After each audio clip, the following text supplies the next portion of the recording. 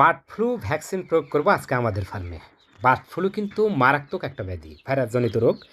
আর এই রোগ ফার্মে যদি একবার দেখা দেয় তাহলে 2 থেকে 3 দিনের মধ্যে ফার্ম টোটাল সাফ হয়ে যাবে। মানে ফার্মের যত মুরগি থাকবে সমস্ত মুরগি মারা যাবে। এটা আমি তার ভুক্তভোগী। 2021 সালে এই ঘটনা আমার সাথে হয়েছিল।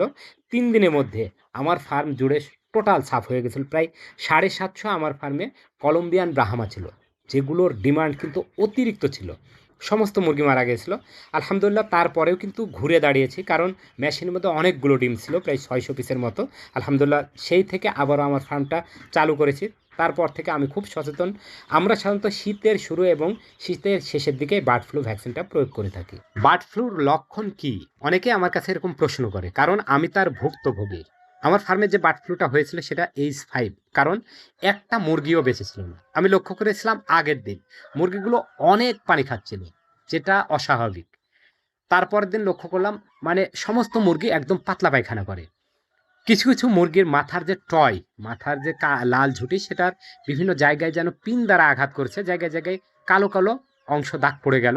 তারপরে ধীরে ধীরে ধীরে ধীরে টয়টা টোটালি কালো অংশ হয়ে গেল, মানে টোটাল টয় বা ঝুঁটি কালো হয়ে গেল। তারপরে লক্ষ্য করলাম পায়ের দিকে। আমার ফার্মে যা মুরগি ছিল সমস্ত মুরগি কলম্বিয়ান ব্রাহ্মা, পা পর্যন্ত পালকে আবৃত ছিল। তারপরও পায়ের ইনসাইডে কিছু অংশ কিন্তু পালক থাকে না। সে অংশে আমি তাকিয়ে দেখলাম যে জায়গায় জায়গায় পিন দ্বারা আঘাত করেছে, এমন জায়গায় জায়গায় রক্তের মতো, মানে রক্ত জমাট বাঁধার মতো হয়ে গেছে চামড়ার নিচে। আমি পালকগুলো সরিয়েও দেখলাম, সেম একই অবস্থা। তো আবার মুরগিগুলো যখন পায়খানা করে কখনো চুনের মতো, আবার কখনো পাতলা পায়খানা করে, আবার কখনো সবুজ পায়খানা করে। আমি লক্ষ্য করলাম মুরগিগুলো একটু ঘড় ঘড় ঘড় ঘড় আওয়াজ করে, চোখটা একটু ফোলা ভাব, চোখের ভিতরে একটু পানি জমা ভাব। মুরগিগুলো বেশিক্ষণ সময় নেয় না।